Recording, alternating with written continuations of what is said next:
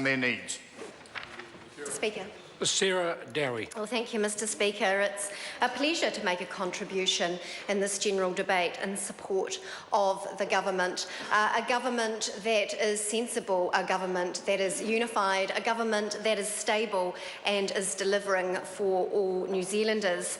And as part of that, we have an economic growth forecast at 2.4%, unemployment forecast to drop to 5.2%, and we are bringing Crown debt down to 20% of GDP by 2020. Is it any wonder that we are the envy of the OECD?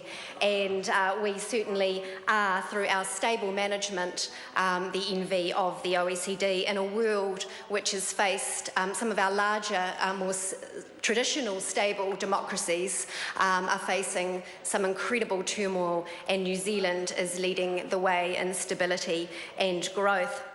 I want to take the time to address some stats with respect to me being a regional MP and leading the anchor state of this country, of Southland.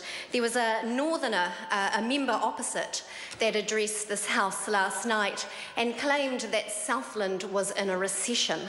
Well, my goodness, if producing 14% of New Zealand's total export receipts is in recession, then she must be a monkey's uncle.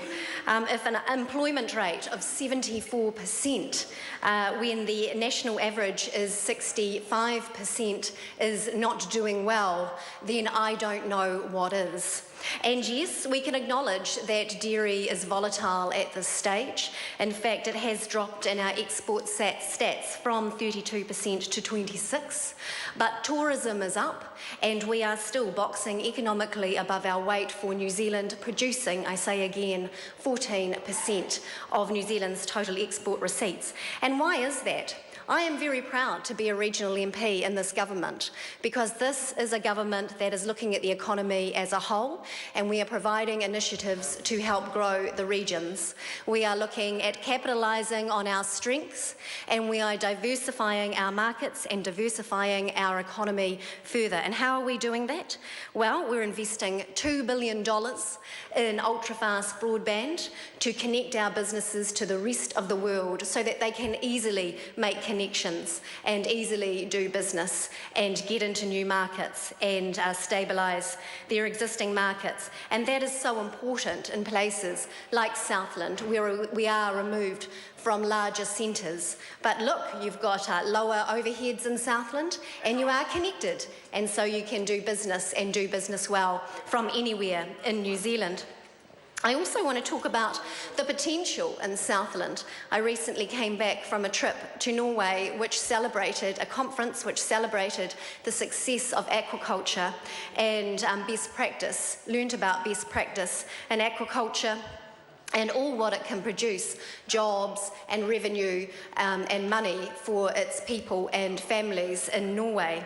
And Southland has been signalled as a potential place to grow aquaculture through our strategic group, our Swords group, who are leading the charge there. But government has come in behind the Swords group and behind Ngāi Tahu, and MPI are leading some research to look at our viability of sites around the Southland coast to increase our share of aquaculture. At the moment, we produce 20% of New Zealand's aquaculture, and we believe that we have the natural climatic advantages and the environmental advantages to be able to expand that.